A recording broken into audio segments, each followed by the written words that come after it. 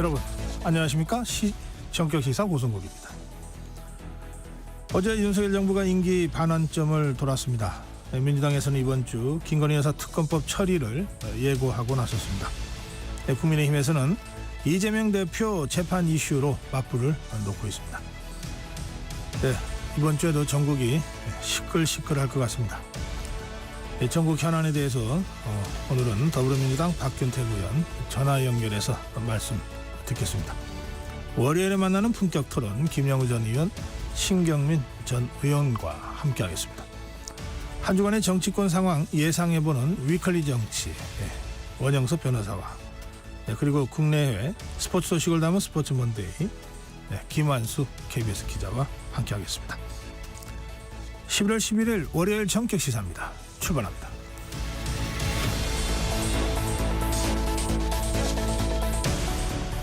KBS 라디오 전격 시사 유튜브 라이브로 생방송 함께 하실 수 있습니다.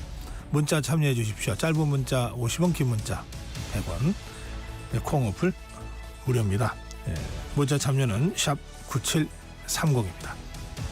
KBS 1라디오 정치, 경제, 사회, 문화 각종 명품 콘텐츠가 지금 여러분을 기다리고 있습니다. 구독과 좋아요 그리고 좋은 댓글로 여러분 KBS 라디오와 함께 해주십시오.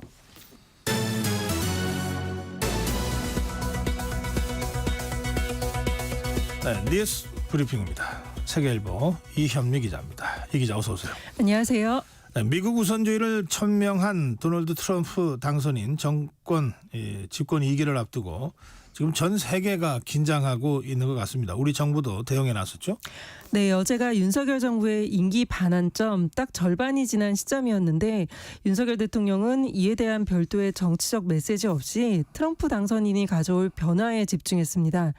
윤 대통령은 어제 대외 여건 변화에 따른 경제안보 점검회의를 열고 특히 많은 변화가 예상되는 분야로 경제와 안보를 꼽았습니다. 그러면서 경제부총리를 컨트롤타워로 하는 금융통상 산업 3대 분야의 회의체를 즉시 가동하라고 지시했고요. 트럼프 당선인과 가급적 빠른 시일 안에 만나서 친교와 대화할 시간을 갖기로 했다고 말했습니다.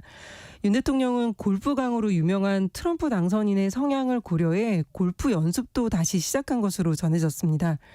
트럼프 당선인은 우리나라를 머니머신이라 부르며 한국이 미국에 대해 무역 흑자를 쌓고 있다는 불만을 표출해 왔는데요. 트럼프 시대엔 보호무역 강화 기조에 따른 슈퍼관세 도입과 한미 FTA와 방위비 분담금 재협상을 요구할 가능성이 있습니다. 또 북한과 관련해서도 한국을 건너뛰고 북미가 직접 소통하는 통미봉남 상황이 갑작스럽게 벌어질 가능성도 배제할 수 없는데요. 트럼프 1기 참모였던 존 볼턴 전 국가안보보좌관은 지난 주말 일본 요미우리 신문과의 인터뷰에서 트럼프 당선인에겐 예측 불가능이라는 위험이 있다며 트럼프가 내년 1월 취임한 뒤 바로 평양을 방문한다고 해도 전혀 놀랍지 않다고 말했습니다. 바이든 정부 때는 긴밀한 협력이 이뤄졌던 우크라이나 전쟁과 북한과 러시아의 밀착 이슈에 대해서도 미국 새 정부가 어떻게 선택과 집중을 할지 지켜봐야 하는 상황이 됐습니다. 네, 의료계 소식입니다. 의료 공백을 해소하기 위한 여야 의정협의체 오늘 드디어 출범합니다. 그런데 야당이 참여하지 않는다고 하는군요. 네, 조금 있다가 오전 8시에 의정 갈등 해결을 위한 여야의정 협의체가 출범합니다. 그런데 전공의 단체뿐 아니라 야당이 참여하지 않아 반쪽이라는 지적도 나오는데요. 사태 해결에 키를 쥔 전공의들은 수능이 코앞에 다가온 지금까지도 내년도 의대 증원을 재검토하지 않으면 참여하지 않겠다는 입장을 고수하고 있고 민주당도 참여에 미온적인 상황입니다. 정부에선 최고위급 인사인 한덕수 국무총리와 대통령실 성태윤 정책실장, 이주 교육부 장관과 조규홍 복지부 장관이 참여하고요. 여당에선 이만희, 김성원 의원과 의사 출신인 한지아 의원이 참여합니다. 의료계에선 대한의학회와 의대협회 두 곳이 함께하는데 협의체는 앞으로 핵심 쟁점인 의대 증원 규모 등에 대해 논의할 예정입니다. 전공의들의 참여 여부가 관건으로 꼽히는데 이들이 탄핵을 요구했던 이면택 의협 회장이 어제 물러나게 되면서 새 국면이 열릴 가능성에 대한 기대감도 생기고 있습니다. 의협이 어제 임시 대의원 총회를 열고 임 전 회장에 대한 탄핵안을 가결하면서 비대위 체제로 전환이 됐는데요. 지금까지 투쟁 방식과는 다른 방향을 모색할 것이라는 전망이 나옵니다. 네, 정치권 소식 전해드리겠습니다. 민주당이 이번 주 목요일 열리는 국회 본회의에서 김건희 여사 특검법을 상정할 예정입니다. 그런데 이에 맞서서 국민의힘에서는 대통령 가족을 감찰하는 특별감찰관 임명 추진 논의가 본격화되고 있고요. 네, 국민의힘은 특별감찰관 임명과 관련해 오는 14일 국회 본회의 직전에 의원총회를 열기로 했습니다. 당초 이 문제를 놓고 친윤계와 친한계가 갈등하며 표대결 가능성까지 언급이 됐는데요. 윤석열 대통령의 지난주 기자회견 이후 합의로 풀자는 분위기가 형성이 됐습니다. 네. 김상훈 정책위의장은 어제 기자간담회를 열고 가능하면 표결 처리 같이 당의 갈등을 일으킬 수 있는 건 하지 않을 것이라고 말했습니다. 친한계는 야권 공세에 맞설 최소한의 명분이 특별감찰관 임명이라고 보고 있습니다. 민주당이 이재명 대표의 1심 선고를 앞두고 김 여사 특검뿐 아니라 이 문제를 고리로 매주 장애 집회를 이어가고 있어 여권이 대처에 고심하고 있습니다. 민주당은 특별감찰관이 아니라 특검을 수용하라고 압박하고 있는데요. 국민의힘이 특검을 수용하면 여당이 비판해온 독소 조항을 줄이는 식의 협의 절차를 논의해보겠다고 밝혔습니다.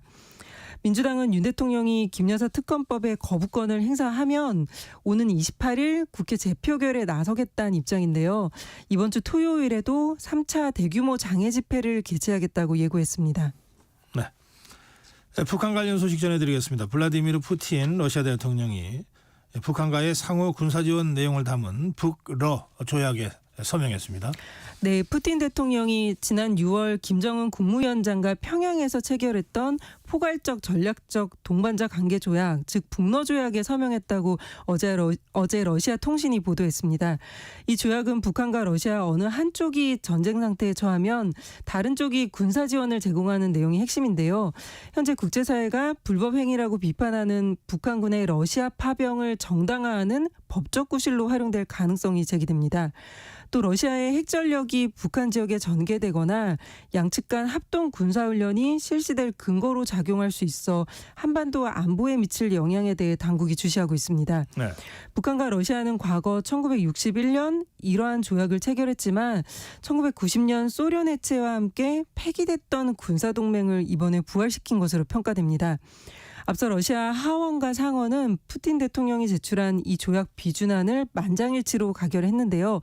북한이 비준과 서명 절차를 밟아 러시아와 비준서를 서로 교환하면 조약의 효력이 발생하게 됩니다. 북한이 이 조약을 비준하거나 서명했는지에 대해선 아직 대외적으로 발표되지 않았습니다. 네.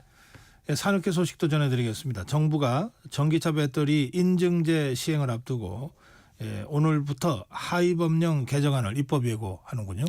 네, 국토교통부는 내년 2월부터 시행되는 배터리 안전성 인증제 도입을 앞두고 관련 하위법령 개정안을 오늘부터 다음 달 23일까지 입법 예고한다고 밝혔습니다. 지난 8월 인천 청라지구에서 주차돼 있던 벤츠 전기 차량이 폭발한 사고를 기억하실 텐데요. 그 이후 전기차에 대한 불안감이 커지자 정부가 직접 배터리 관리에 나서는 겁니다. 지금까지는 배터리 제조사가 스스로 안전성을 입증하면 됐는데요. 앞으로는 정부가 직접 검증을 합니다. 정부의 인증을 받으려면 국토부에 배터리 제조사와 생산지, 주요 원료 등이 기재된 배터리 재원표를 제출해야 하고요. 진동과 충격, 낙하 등 12가지 시험 항목을 통과해야 합니다. 안전성 인증을 받은 뒤에도 3년마다 적합성 검사가 시행됩니다. 네. 이와 함께 배터리 이력 관리제가 도입이 되는데 정부가 개별 배터리에 식별 번호를 부여하고 제작부터 사용, 폐기까지 전주기에 걸쳐 이력을 관리하는 제도입니다. 내년 2월부터 전기차 배터리 인증제와 이력 관리제가 시행이 되는데요. 1년의 유예 기간을 거쳐 2026년 2월부터 의무적으로 적용됩니다. 네. 체육회 소식 마지막으로 전해드리겠습니다. 대한체육회의 비위 여부를 조사해온 국무조정실이 이기흥 대한체육회장을 비롯한 간부 8명의 비위 혐의를 적발했습니다. 네, 정부가 이기흥 회장을 비롯한 대한체육회 간부와 직원 8명의 비위 혐의를 발견하고 경찰에 수사 의뢰할 방침이라고 어제 밝혔습니다. 국무조정실 점검단이 지난 한 달간 대한체육회를 대상으로 비위 여부를 조사했는데요. 이 회장의 경우 업무방해와 금품수수, 횡령, 업무상 배임 혐의가 제기됐습니다. 이 회장이 본인 자녀의 대학 친구를 충북 진천에 있는 국가대표 선수촌 직원으로 부당 채용한 사실이 적발됐고 한 스포츠 종목 단체 회장에겐 선수들에게 제공한 보양식과 경기복 구매 비용 8천만 원을 대납하게 했다고 점검단은 설명했습니다. 네. 또 이 회장이 체육회 직원에게 상습적으로 욕설과 폭언을 해왔다는 진술도 확보했다고 전했습니다. 이기흥 회장의 3선 도전을 놓고 현재 체육계 내부에 갈등이 있는데요. 정부의 이번 조사 결과가 차기 회장 선거에 어떤 영향을 미칠지 주목됩니다. 네, 오늘 여기까지 듣겠습니다. 뉴스브리핑 세계일보 이현미 기자였습니다. 감사합니다. 네, 전격 시사 듣고 계신 지금 시각 7시 31분입니다. 날씨 정보입니다. 현재 광주와 대구 사천공항에 저시정 경보가 발령 중입니다. 현재 이렇게 경기 남부와 충청 이남에 매우 짙은 안개가 껴 있고요. 전북 무주, 또 경주 문경 등의 가시거리 100m 미만을 보이고 있습니다. 교통 안전에 유의해 주시고요. 항공기 운항 정보 확인하시는 게 좋겠습니다. 늦가을 수북이 쌓인 낙엽들이 낭만적이면서도 낮에 따뜻해서 야외 활동이 많아지는데요. 오늘 인천의 경우 대기 상태가 좋지 않습니다. 초미세먼지 농도 나쁜 단계인데요. 오전과 밤에 좋지 않을 걸로 보여지고요. 또 서울 등 중서부 지역을 중심으로 또 밤에 일시적으로 미세먼지 농도가 치솟겠습니다. 오늘 전국이 맑겠습니다만 수도권과 강원도, 경상권 해안으로는 높은 구름이 지나겠고요. 또 오전부터 밤까지 동풍 영향으로 영동과 경북동 해안으로 5에서 10mm의 가을비가 뿌려지겠습니다. 아침 기온은 10도 안팎으로 출발하고 있습니다. 강원도 쪽은 5도 내외로 서리 주의해 주시고요. 낮 기온은 서울 21도, 대전 대구 20도, 전주 21도 등 16에서 23도로 예년 기온을 크게 웃돌아 따뜻하겠습니다. 내일은 서울의 아침 기온 11도, 낮 최고 기온 18도 정도가 되겠습니다. 또 오늘 오후부터는 강원 동해안의 너울성 파도가 다시 높아지기 시작하겠습니다. 지금 서울의 기온은 10.8도입니다. 날씨 정보였고요. 다음은 이 시각 교통 상황 알아보겠습니다. KBS 교통정보센터의 공인했습니다. 네, 이 시각 교통정보입니다. 들으신 것처럼 곳곳에 안개가 짙어서 이 안개 구간과 출근길 상습 정체 구간에 사고가 꾸준합니다. 먼저 중앙고속도로 춘천 쪽 동명동호에서 다부 터널 쪽으로 더디다가 원무 2터널 부근으로는 갓길에서 사고 차량 수습 중입니다. 큰 정체는 없지만 안개 구간 차로 잘 살펴 이동하셔야겠고요. 서울 쪽 서해안고속도로는 광명역 1차로의 추돌사고로 목감 이전부터 차들이 꽉 막혀 있는데 이 정체 금천까지도 길게 이어집니다. 지방 방향인 목포 쪽은 금천과 용담 터널부터 화성 휴게소 쪽으로 18km 구간이나 가다서다 반복하고요. 서울시내 신월 여의지하도로 인천 방향 중간 지점 1차로에서는 충돌 사고 처리 중입니다. 이 밖에 한강을 따라선 구리 쪽 강변북로, 행주에서 동작대교 쪽으로는 1시간 10분가량, 올림픽대로는 반대 공항 방향으로 암사대교부터 한강대교 쪽 정체가 극심합니다. KBS 교통정보센터였습니다.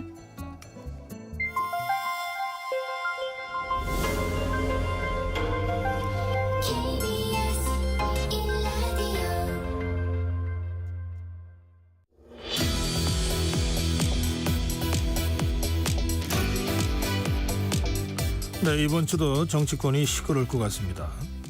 김건희 여사 특검법 처리 예정되어 있는 상황에서 이재명 대표 1심 선고까지 다가오고 있습니다. 이번 주 정치 상황 또 앞으로의 전국 상황에 대해서 더불어민주당 박균택 의원 전화로 연결해서 말씀 듣겠습니다. 의원님 안녕하십니까? 예, 안녕하십니까? 박균택입니다. 네, 저 의원님 저 더불어민주당 안에서 워낙 여러 가지 일을 하고 계시는군요. 저희가 잠깐 확인을 좀 해보니까 우선 법사위원이시고 검찰 독재정치 탄압대책위원회, 사법정의 특별위원회, 명태균 게이트 진상조사단, 주로 이 검찰이나 또 윤석열 정부를 상대로 하는 이 투쟁위원회에 지금 몸담고 계신 것 같습니다. 예, 그렇습니다. 네, 어떻게 이렇게 되셨나요? 예, 아마 그 정상적인 상황이면은 이렇게 뭐 여러 개의 그 위원회에서 활동하기가 쉽지는 않을 텐데 워낙 그 지금까지 윤석열 정부의 이제 정치 방식이 검찰을 동원한 수사 또는 검찰을 통한 그 좀 방어막치기 이런 쪽으로 이어지다 보니까 그에 대응하는 과정에서 저절로 검찰 출신인 제가 여러 군데 가입을 하게 된 것 같습니다. 예, 그러시군요. 하여튼 뭐 여러 가지로 바쁘신데도 전화 인터뷰 시간 내주셔서 고맙습니다. 아이고, 불러주셔서 제가 감사합니다. 네, 의원님 근데 지난 주말에 또 민주당이 주최하는 두 번째 장애 집회 있지 않았습니까? 예, 예. 예, 분위기 좀 전해주시죠. 예. 이번에는 뭐 숫자가 좀 더 줄었냐 안 줄었냐 뭐 이런 논쟁도 있는 것 같은데. 네, 근데 이제 숫자가 어느 정도 인지는 저는 세보진 않아서 잘 모르겠습니다만은 상당히 많은 분들이 참석을 해주셨습니다. 네, 시청역 주변으로 남대문 저쪽 교보 사거리까지 많은 분들이 앉을 자리가 없어서 서 계실 정도로 참석을 많이 하셨었습니다. 네, 근데 이번에 이제 그 숫자에 상관없이 의미가 큰 이유가 지방에서는 당원들이 그 서울로 온 사람들이 그렇게 많지가 않은 편입니다. 지역에서는 따로따로 활동했기 때문에. 네, 그 당원과 상관없는 뭐 시민분들이 많이 참석하신 것 같아서 이게 윤석열 정부에 대한 그 국민들의 실망, 분노가 너무 커졌다는 이런 점을 느끼게 만들었습니다. 그 점이 네, 의미가 큰 것 같습니다. 네. 뭐 숫자 논란이 있다고 모두에 말씀을 하셨는데 오늘 보도를 보면 민주당에서 추산하기를 지난번 11월 2일 날 집회는 30만이라고 민주당에서 주장이 나왔다가 예. 어제 그저께 토요일 11월 9일 집회는 한 20만으로 숫자가 민주당 안에서 나왔기 때문에 이게 예. 숫자가 좀 줄은 것은 사실인 것 같다 뭐 이런 생각들을 이제 하게 된 거고요. 예. 또 경찰 추산도 11월 2일 집회는 17,000명으로 비공식 집계가 나왔다가 11월 9일은 15,000명으로 비공식 집계가 나온 것 같거든요. 그러니까 예. 어쨌든 약간 줄긴 줄은 것 같아요. 그런데 예. 지금 예. 의원님 말씀은 뭐 지역이나 지방에서도 그 자체적으로 행사가 있었고 또 숫자보다는 더 열기가 뜨거워졌다 이렇게 지금 강조를 하시는 거군요. 예, 그렇습니다. 일반 시민들이 많이 참여한다는 것, 네. 여기에도 큰 의미가 있는 것 같습니다. 예. 일반 시민 참여에 의미를 두시는 이유가 있을까요? 그러니까 이제 정당원들이 참여를 했었으면 네. 민주당 색깔 때문에 그런 것일 거다 또는 당에서 동원령을 내려서 그럴 거다라는 이런 그 생각을 하기가 쉽지 않습니까? 네. 근데 전혀 그 당원 또 정당에서 동원한 느낌이 없이 그 335 전체를 통해서 모여드시는 시민들을 보면은 정말 그 어떤 일상 생활 가운데 화가 나고 또 실망하고 분노를 해서 나오신 분이 많다는 걸 떠들기 때문에 네. 그게 더 의미가 큰 부분인 것 같습니다. 예.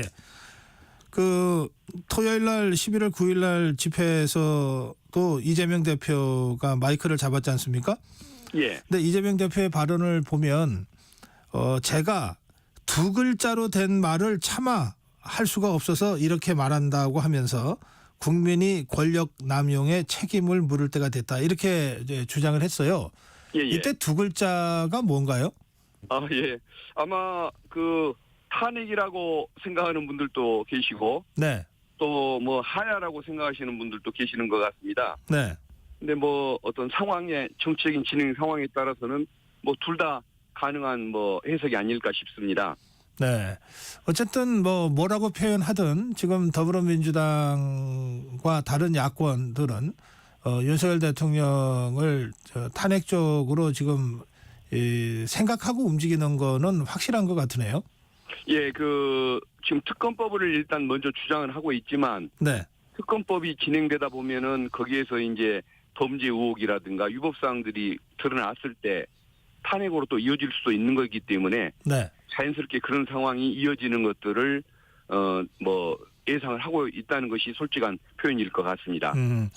지금 의원님이 솔직하게 말씀을 하셔서 지금 바로 그 대목 때문에 이 국민의힘에서는 예. 특검이 실체적 진실 규명의 목적에 있다기보다는 예. 윤석열 대통령 탄핵을 위한 뭔가 법적인 뭐 근거를 확보하기 위한 이른바 탄핵 빌드업으로 지금 특검을 주장하는 것 아니냐 이렇게 지금 공격을 하고 있지 않습니까? 예. 근데 실제 그런 상황들을 예상하는 분들이 많을 것 같고 네. 저도 그런 상황을 예상하고 있는 것은 맞습니다. 그렇지만 이게 탄핵으로 이어질 수 있으니까 11가지에 가까운 범죄 의혹 이런 것들을 그냥 덮고 넘어가고 특검을 해서는 안 된다고 한다면 이것은 좀 본말이 전도된 주장이 아닐까. 아하. 민주주의 사회에서 어떤 정의를 밝히고 진실을 밝히고 국민이 의혹을 갖는 사항에 대한 진상 규명이 먼저인 것이지 탄핵으로 이어질 수 있으니까 범죄 의혹에 대해서 수사를 해서는 안 된다. 모든 걸 방치하고 있는 검찰한테 맡겨두면 된다. 이 주장은 국민들의 수긍을 얻기는 좀 어려울 것 같습니다. 네.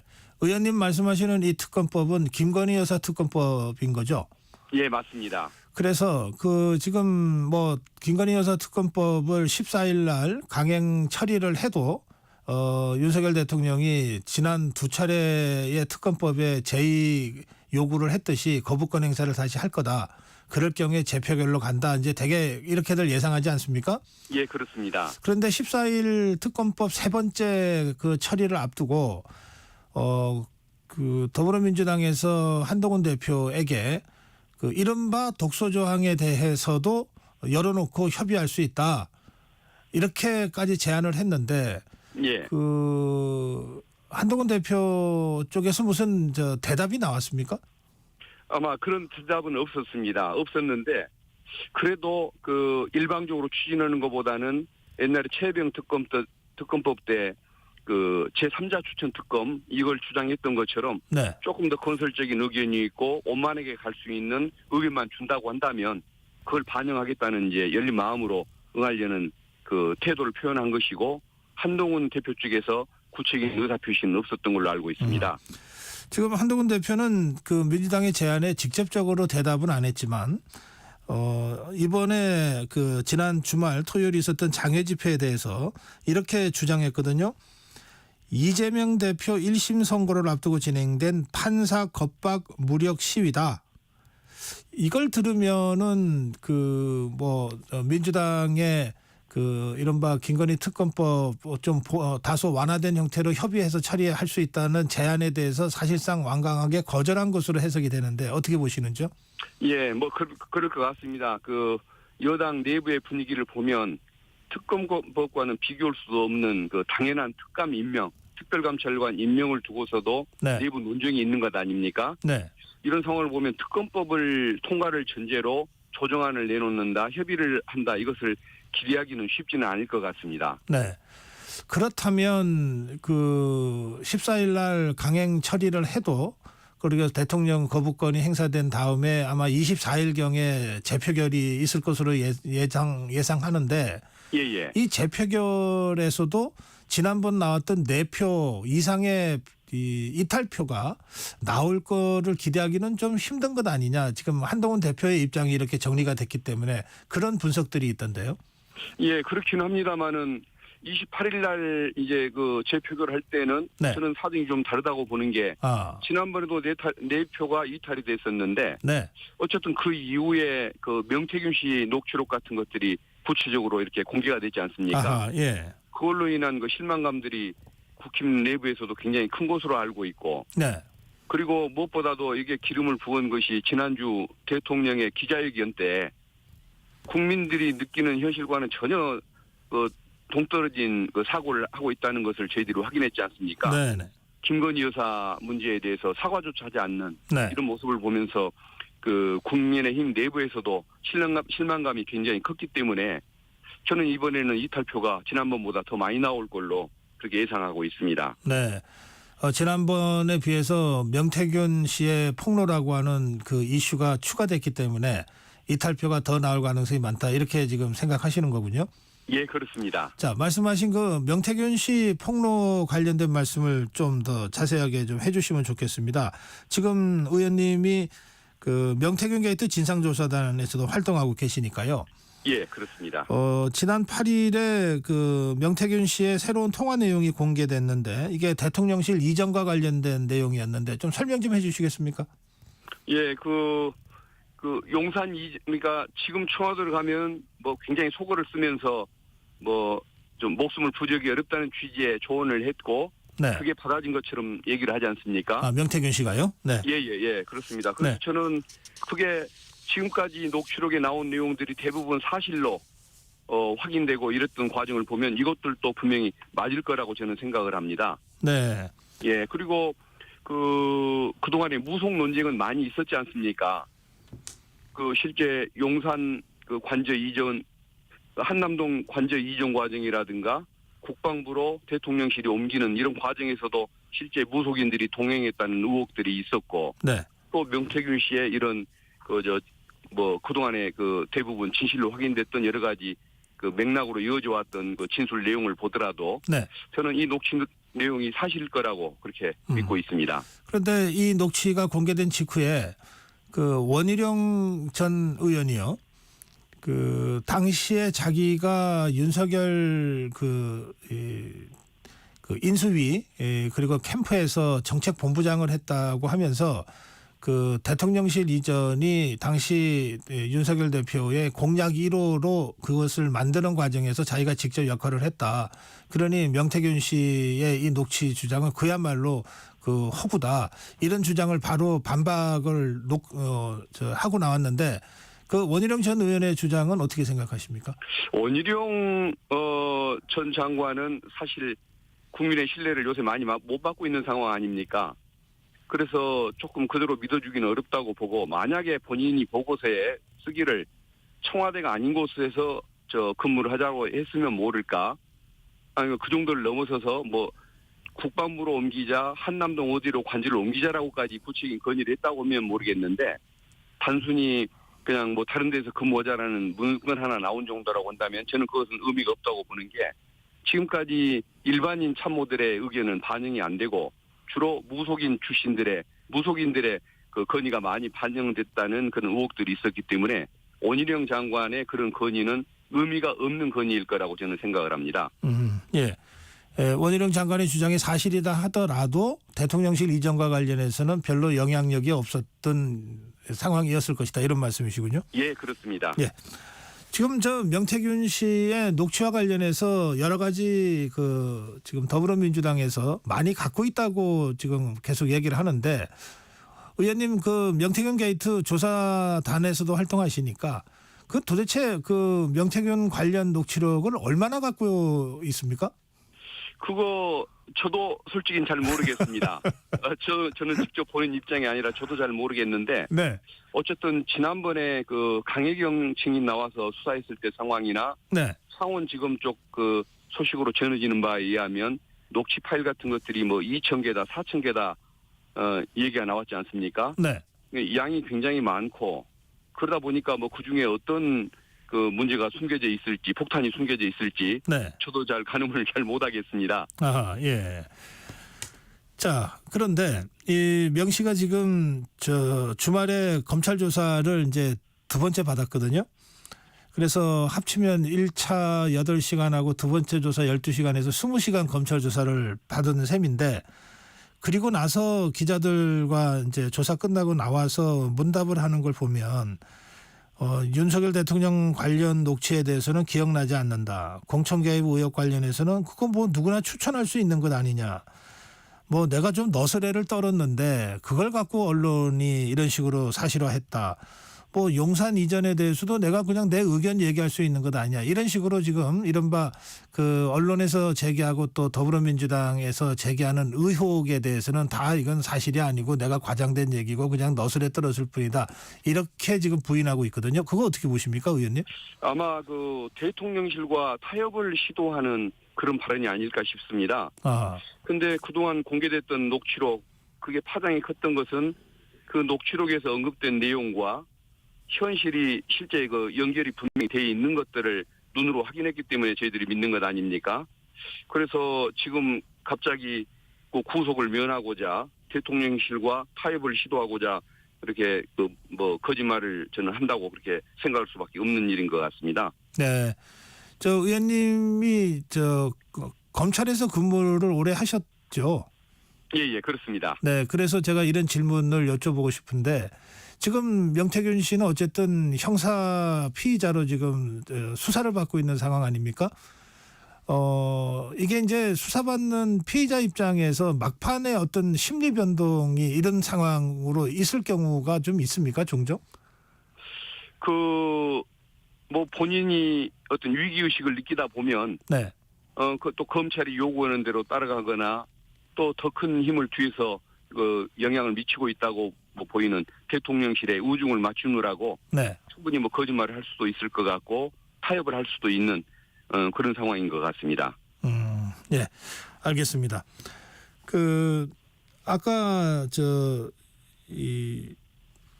이재명 대표와 관련된 이제 그 재판이 지금 다가오고 있는 그 부분 관련해서 제가 좀 질문을 제가 드리려고 했는데 15일 그 공직선거법 위반 1심 선고일이잖아요.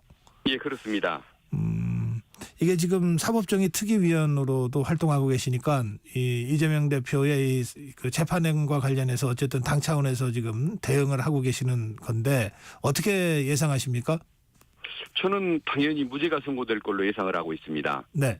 그동안에 검찰이 흘렸던 여러 가지 안 좋게 보일 수 있는 또 오해할 수 있는 이런 그 여지의 뭐 상황 때문에 유죄로 믿고 계시는 분들도 있겠지만은 저는 이게 무죄가 날 수밖에 없는 게 네. 일단 증거가 현저히 부족하다는 생각을 하고 법리상으로도 죄가 될 수 없는 그런 특성을 가졌기 때문에 저는 그렇게 생각을 하고 있습니다. 지금 공직선거법상 그 허위 사실이 두 가지잖아요. 예, 그렇습니다. 하나가 알았냐 몰랐냐 그리고 또 하나가 백현동 관련 압력이 있었냐 아니냐 이거잖아요. 둘 다 그렇다고 보십니까? 예, 그렇습니다. 그러니까 고 김문기 씨를 알았냐 몰랐냐. 네. 이 부분은 실제 4,000명이나 되는 직원, 그것도 산하단체 팀장급 600명이나 되는 팀장급 중에 한 명이었기 때문에 외국 여행 갔다 왔다고 15명 외국 여행 갔다 왔다고 해서 반드시 알아라는 법이 없다고 저는 그렇게 생각을 합니다. 네. 그게 하나가 있고 두 번째는 무엇보다도 이게 법리상 보면 안다 모른다라는 것은 법에 규정하고 있는 가족관계, 학력, 경력 그리고 행위 이것에 해당하는 것이 아니기 때문에 네. 법리상으로라도 이것은 범죄가 될 수 없는 영역이라고 생각을 합니다. 네. 그리고 이제 어떤 백현동 네. 용도 변경 과정에서 국토부의 협박을 받았냐 안 받았냐 이 부분이 있지 않습니까? 네. 이것도 문제인데 백현동의 식품연구원 부지 외에 5개의 공공기관에 대해서 협박을 받았다고 얘기를 했을 뿐 여기에 대해서 협박을 받았다고 얘기한 건 아닌데 어쨌든 여기에 대해서 협박을 받았다고 진술한 부분이 있다고 할지라도 그동안에 몇 년 동안 중앙정부에서 용도를 변경해달라고 하니까 느꼈던 심적인 압박이 있지 않습니까? 이것을 협박이라고 표현한 것이 좀 부정확한 표현, 일부 과장된 닷된 일 수는 있겠지만 그게 어떻게 고의적으로 허위사실을 유포한 경우라고 보겠습니까? 더구나 이것은 경기도지사로서 경기도 국감을 받을 때 국회의원의 질문에 답을 한 내용입니다. 네. 그러다 보니까 선거 목적으로 답을 한 것이 아니기 때문에 이것은 어떤 법리상 선거법을 적용하기도 어려운 그런 특성을 갖고 있다고 알겠습니다. 생각합니다. 의원님도 검찰 출신의 변호사로 법을 다루시고 또 재판부도 법을 다루는 사람들이고 또 이 공직선거법으로 2년을 구형한 검사들도 의원님 입장에서는 이제 검찰의 후배들이 되는 건데 다 같이 법을 다루는 사람들인데 이렇게 입장 차이가 심하게 나나 싶은 생각이 들어요. 검찰의 2년 구형입니다. 2년 구형. 공직선거법상 구형으로는 이례적으로 높은 구형인데 왜 그런 구형이 나왔다고 보십니까? 이것은 내용으로 보면 2년이 나올 수가 없는 사안인데 2년 구형을 한 것은 굉장히 판사에게 자신이 있다. 분명한 어떤 증거를 가지고 있고 자신이 있는 사건이니까 엄하게 처벌해달라고 요구를 함으로써 유죄 선고에 대한 자신감을 그렇게 표현한 것 같습니다. 아하. 그래서 판사에게 무죄를 선고해서는 절대 안 된다라고 좀 세게 나가는 측면에 이런 구형이 아니었을까 싶은데 네. 이게 좀 정도가 적당해야지 이렇게까지 너무 오바를 하게 되다 보면 어떤 심리적인 압박보다는 조금 오히려 부작용만 너무 웃기는 어떤 처신을 하는 것처럼 부작용만 오히려 심어준 그런 사안이 아니겠습니다. 알겠습니다. 예, 지금 국민의힘에서는 지금 박균택 의원이 무죄를 지금 확신하고 계신데 그런 식으로 이재명 대표야말로 본인이 무죄라고 확신하고 있지 않겠습니까? 예, 그렇습니다. 그러면 그렇게 무죄를 확신하면 그 재판 결과를 공개하는 게 이재명 대표한테 나쁠 리가 없지 않냐. 무죄 선고를 국민들이 알게 하자. 이러면서 그 선거 공판 공개 생중계를 얘기하고 있는데 그거 어떻게 보십니까? 그 옛날에 이명박 그 박근혜 전 대통령에 대한 선고 사례를 예로 드는 것 같습니다. 네. 근데 그분들 사건은 대형 뭐 부패 사건이고 국정농단 사건이었고, 네. 그리고 국민들이 정치 보복이라고 생각을 하지 않는 사건 아니었습니까? 네. 그렇기 때문에 뭐 큰 문제는 없었던 것이지만은 3년 가까이 계속 이 표적 수사, 정치 사냥 수사를 당해 오고 있다고 믿어지고 주장되고 있는 야당의 대표를 상대로 그런 주장을 하는 것은 네. 그야말로 망신주기용. 그러니까 판사 앞에서 쪼그리고 앉아서 선고를 듣고 있는 장면을 카메라에 내보낸다는 것 자체가 인권 침해라는 알겠습니다. 그런 생각을 합니다. 그런 의미에서 반대다. 동의할 수 없는 것은 이제 국힘의원님들이 그 생중계 해달라는 요구 있지 않습니까? 알겠습니다. 예. 예, 여기서 이것은 유죄를 선고해달라는 것을 전제로 하는 얘기이기 때문에 재판부에 대한 압박이라고 저는 그렇게 생각을 합니다. 네, 오늘 여기까지 듣겠습니다. 고맙습니다. 예, 감사합니다. 더불어민주당 박균택 의원이었습니다. KBS 라디오 기후위기 대응 캠페인 지구를 안녕하세요. 저는 수리상점 곰손 대표 박성현입니다. 물건을 오래 쓰려는 사람들이 모여서 물건을 수리하고 또 수리하는 기술을 배워서 물건을 좀 더 쓰레기가 되지 않게 잘 사용할 수 있도록 하는 곳입니다. 물건을 수리하지 않게 되면 그 물건들은 결국 쓰레기가 되어서 우리가 지금 기후위기가 점점 더 커지고 있는데요. 그렇게 쓰레기를 만들지 않고 지구에 처한 위험을 대처할 수 있도록 하고요. 이 수리를 한다는 인식이 아직은 보편적인 인식으로 자리 잡고 있지 않은 것 같아요. 물건이 고장났다고 했을 때 나는 수리를 못하는데 라고 생각하기 이전에 체크해보는 거예요. 그러면은 선풍기라든지 그런 것들이 그냥 한번 열어봤을 뿐인데 뭔가 안에 청소가 안 됐거나 전선이 제대로 안 돼 있는 경우들이 있거든요. 그러면 그냥 조금 돌봐주는 것만으로도 재쓰임을 다시 갖는 물건들이 있어요.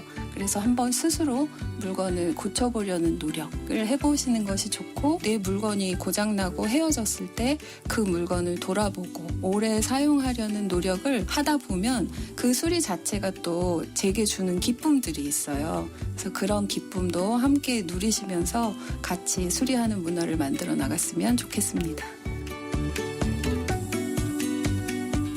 뜨거워지고 있는 지구. 지금 우리의 문제입니다. KBS 라디오 기후위기 대응 캠페인 지구를 지켜라 였습니다.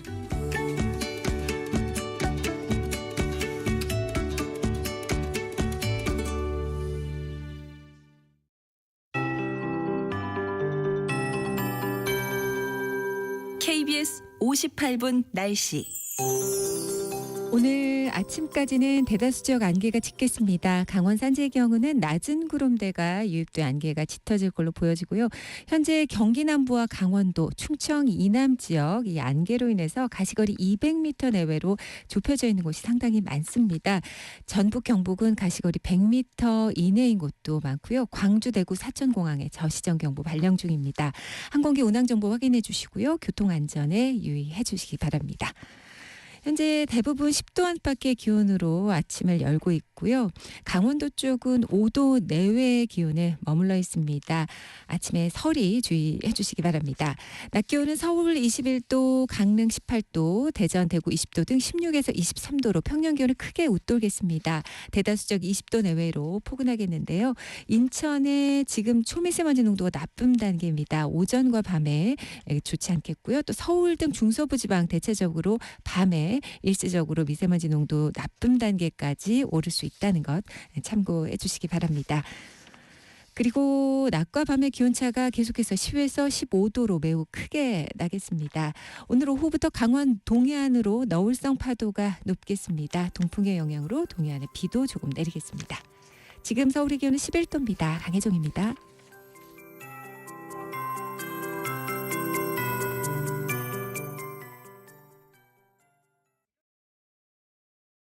정성을 다하는 국민의 방송 KBS가 8시를 알려드립니다. AM 711kHz, FM 97.3MHz, KBS 1라디오입니다. HLKA.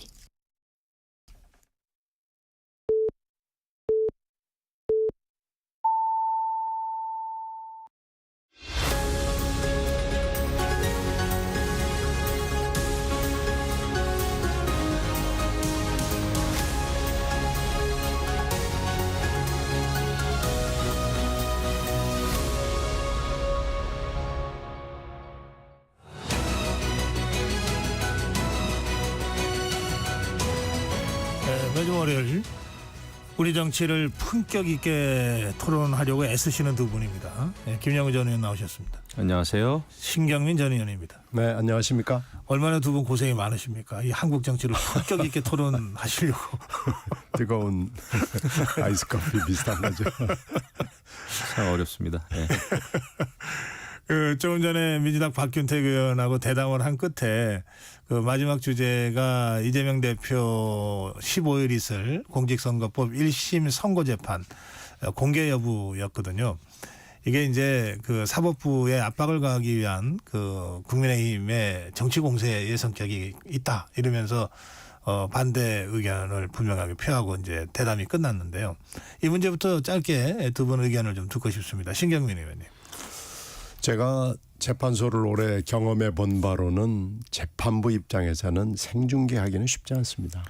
재판부 오래 경험이라는 게 재판 많이 받으셨다는 뜻입니까 혹시? 아니요, 제가 법조기자하고 사회부 기자, 네, 법조기자를 오래 했고요. 법조기자 클럽 부회장도 지냈고, 네. 그리고 그 인연으로 이제 법사위를 했어요. 예. 그래서 그때 한참 윤석열 검사가 뜰 때. 그때 인사청문회 하고 그때 현장에 그러셨군요. 사람에 충성하지 않는다라는 얘기할 때 제가 현장에 있었고요. 네. 윤석열의 등판을 목도한 사람으로서 올해 재판소를 본 걸로는 판사분들이 이런 걸 좋아하지 않습니다. 생중계, 그러니까 생중계를 허용한 경우가 있죠. 근데 굉장히 국민적 관심사가 모아졌던 사건에다가 대통령급이 관련된 사건 이 정도 되면은 해요. 그러니까 극히 예외적인 상황이고요.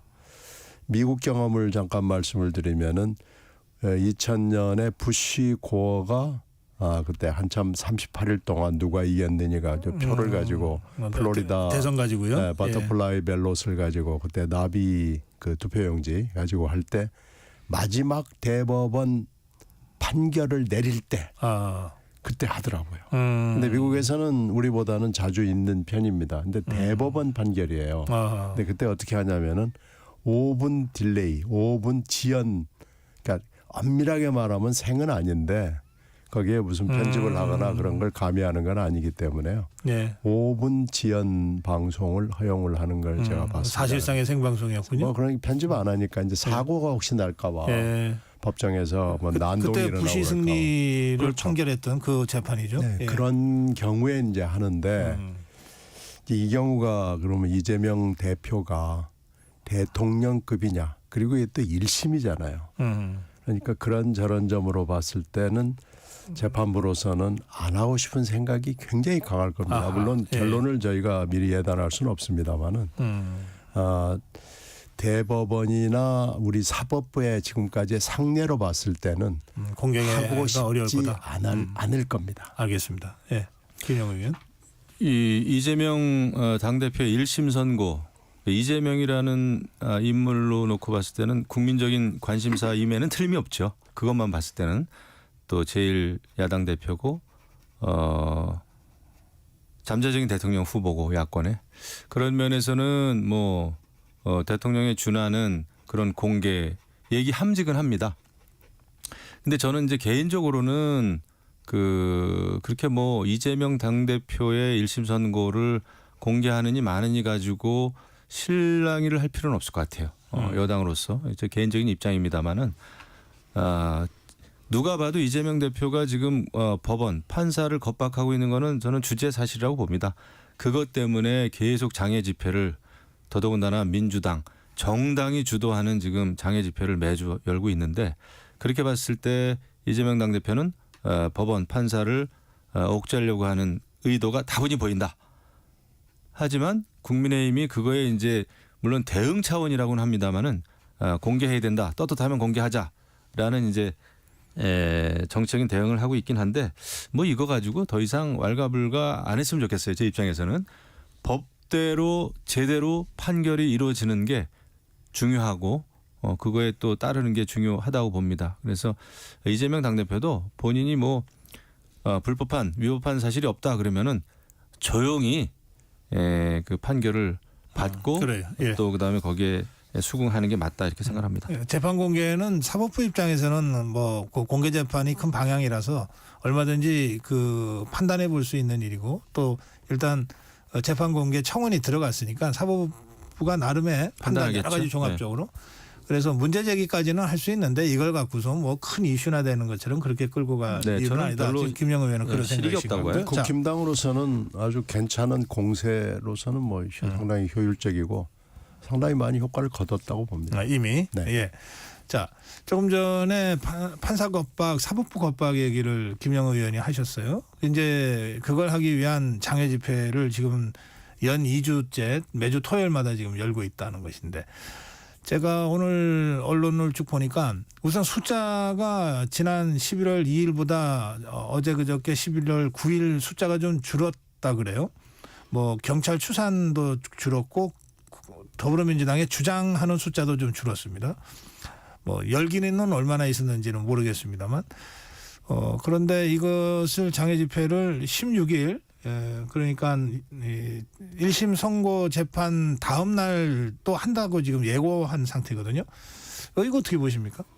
지금 매주 하는 거냐 마냐를 가지고 야당 민주당이 분명한 입장을 보이고 있지는 않아요. 매주 하는 건가 아니면은 건너뛰기로 징검다리식으로 하는 건가 그걸 잘 모르겠어요. 오늘 지금 2번 했고 이번 주까지 하면 3번째가 기획이 돼 있고 이 숫자 가지고 계속해서 여러 가지 논란들이 있죠. 네. 근데 지금 민주당이 주장하는 숫자와 경찰 추산 숫자는 너무나 현격한 차이가 있기 때문에 국민들 입장에서는 뭐가 맞는 얘기인지는 잘 모를 거예요. 그런데 지금 중요한 것은요. 저는 이 숫자도 숫자지만 참여하는 의원들을 면면을 봐야 된다고 생각합니다. 지금 야권 특히 민주당 의원들이 숫자가 굉장히 많은데 참여 의원들의 숫자가 그렇게 많지 않아요. 그리고 이 사람은 적어도 와야 되는 거 아니야? 라는 의원들이 있어요. 그 사이에 이재명 대표 옆에서 굉장히 밀착으로 얘기를 나눴던 사람들, 공개적으로 했던 분들이 눈에 안 띈다는 얘기가 여의도에서 돌아다닙니다. 이것이 과연 무엇이냐라는 거죠. 그러니까 15일 일단 그리고 25일 선고를 지켜보자라는 의원들이 굉장히 늘어났다는 것이 여의도의 정설입니다. 그러니까 지금 현재 뭐 경찰 추산이 얼마 뭐가 30만 20만 어쩌고 하는 것이 사실은 하나를 뒤집어서 보면은 적극 참여하는 의원들이 누구냐 그리고 왜 이 사람들은 안 보이냐 이렇게 말을 바꿔서 묻는 게 맞습니다. 보통은 누가 나왔다고 주목을 하게 되는데 마땅히 나와야 될 것 같은 사람이 안 나오면 그것도 의미가 있네요. 그 누가 안 나왔어요? 아니, 그 얘기는 제가 하긴 그렇고요. 한번 확인해 보시기 바랍니다. 금방 아마 얘기하면은 나와요.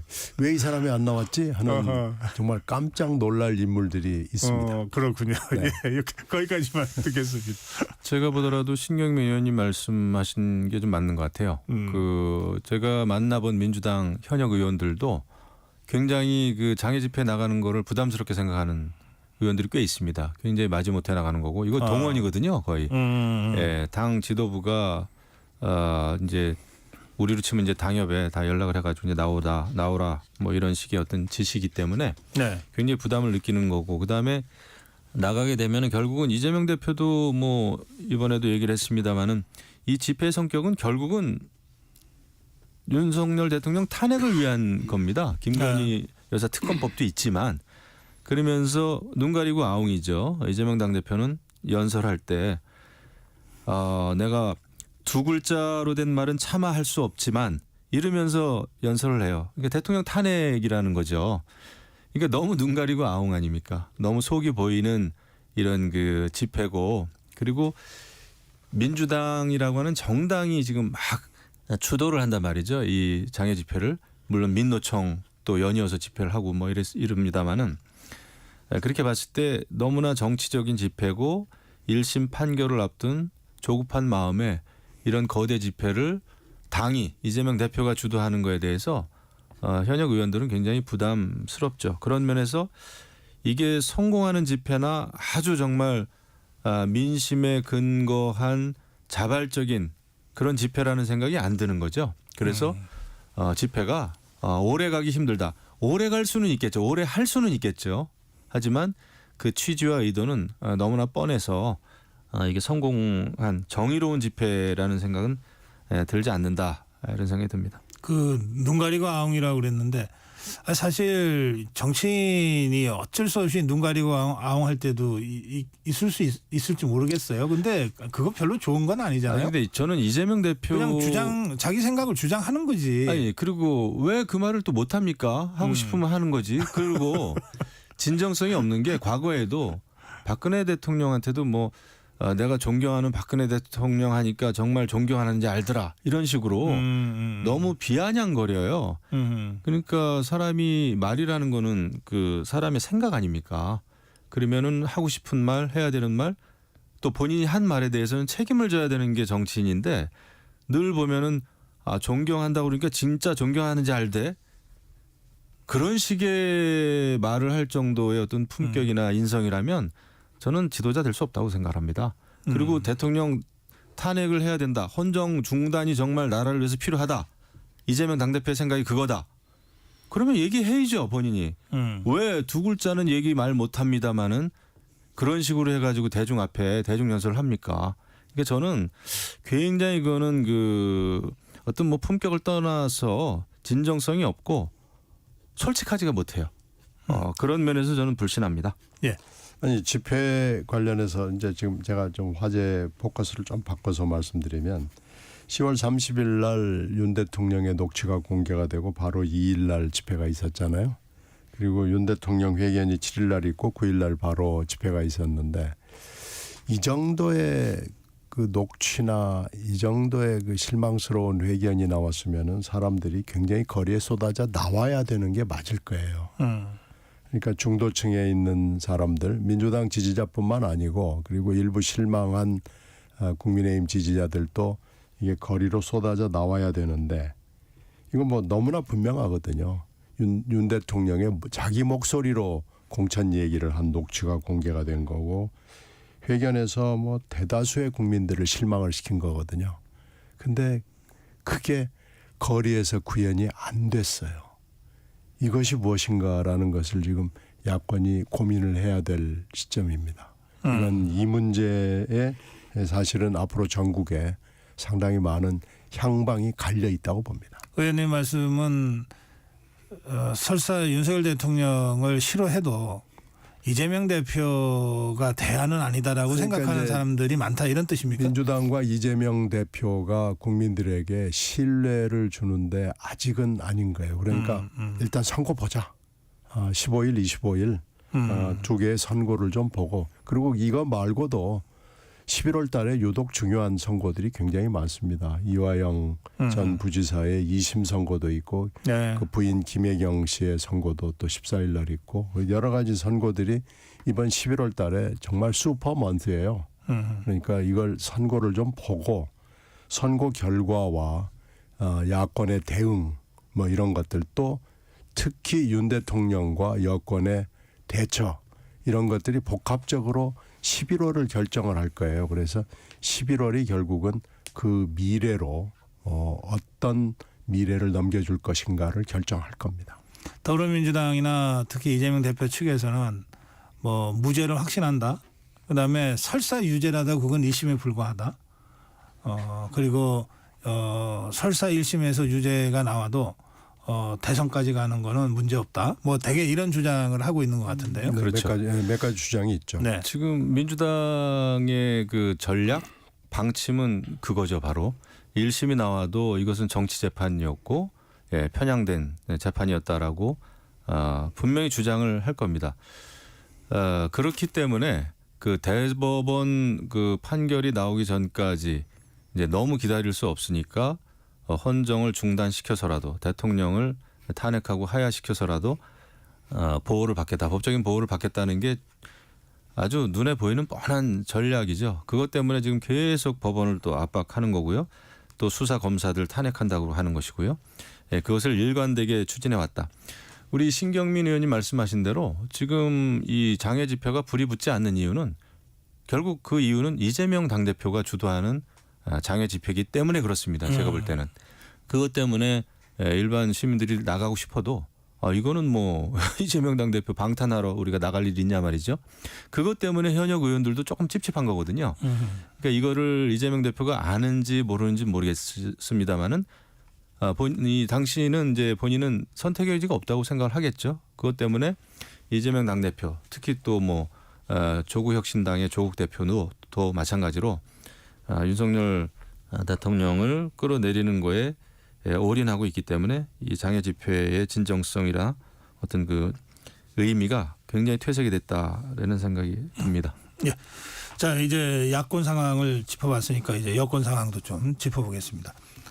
윤석열 대통령의 임기 반환점 그 기자회견이 있었고 1시간, 2시간 가까운 기자들과의 질의응답이 있었습니다. 뭐 반응에 대해서는 아주 극단적으로 좀 엇갈리더라고요. 보수 지지층은 굉장히 훌륭한 그 기자회견이었다고 하는 평가가 일반적이고, 그러나 그 야권 지지자들은 뭐 이건 말도 안 되는 안 하는만 못한 그 기자회견이었다. 뭐 이런 평입니다. 그리고 더불어민주당과 다른 야권들도 상당히 강력한 비판을 쏟아냈습니다. 뭐 이제는 탄핵밖에 없다. 뭐 이런 논평들이 계속 쏟아져 나왔어요. 반면에 국민의힘은 이른바 그 친한계 의원들은 뭐 아쉽다에서부터 안 하는 일만 못했다는 반응들이 하루 이틀 동안 나오다가 한동훈 대표가 대통령이 기자회견에서 한 것을 스피디하게 국민 눈높이에 맞게 실천하는 것이 중요하다. 딱 이렇게 기조를 잡으면서 좀 기조 변화가 있다. 이런 보도가 나옵니다. 물론 이른바 친윤계는 뭐 굉장히 훌륭한 기자회견이었고 지지율 반등의 계기가 될 거다. 이런 평가가 나왔습니다. 그래서 야권의 반응은 예상대로인데 이 친한계와 한동훈 대표의 반응들을 다들 주목했을 텐데 조금 기류 변화가 있다는 보도가 있습니다. 의원님 그 부분 어떻게 보십니까? 김영우 의원. 예, 저는 한동훈 대표가 굉장히 이 대통령 입장 발표 이후에 지혜롭게 움직이고 있다 생각이 들어요. 왜냐하면은 이미 대통령이 국민께 고개를 숙인 거는 사실 아닙니까? 사죄 그 입장 표명이 있었기 때문에 이것을 놓고 더 이상 당내에서 왈가불가 해봐야 전혀 실익이 없습니다.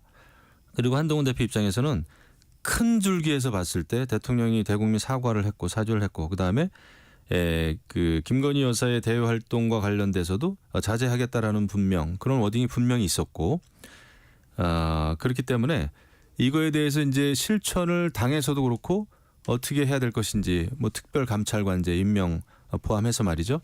이렇게 가는 게 맞다고 봅니다. 여기서 만약에 한동훈 대표가 대통령의 이 대국민 이 입장 표명이 너무나 부족했고 흡족하지 않았고 미진했고 이렇게 얘기해 보세요. 이거는 뭐 완전히 당내 분란이죠. 하지만 한동훈 대표가 그 입장을 잘 취한 것 같아요. 오히려 당이 해야 될 일 또 용산이 대통령실이 앞으로 해야 될 일에 대해서 일제 빠르게 실천만 하면 된다라는 쪽으로 긍정적으로 방향을 잡은 것 같습니다. 그래서 제가 볼 때는 그 흐름 자체를 잘 잡았고 그다음에 전체적으로 봤을 때는 한동훈 대표가 의도한 대로 지금 방향은 흘러가고 있어요. 왜냐하면 대통령이 직접 대국민 그 사과하고 기자회견하고 그다음에 김건희 여사의 대외 활동 중단 문제도 그렇고 이게 뭐 보는 사람에 따라서는 너무 한동훈 대표가 좀 불손하고 또 언론에 공개하는 방식으로 주장한 게 잘못됐다라는 세간의 평이 있긴 했지만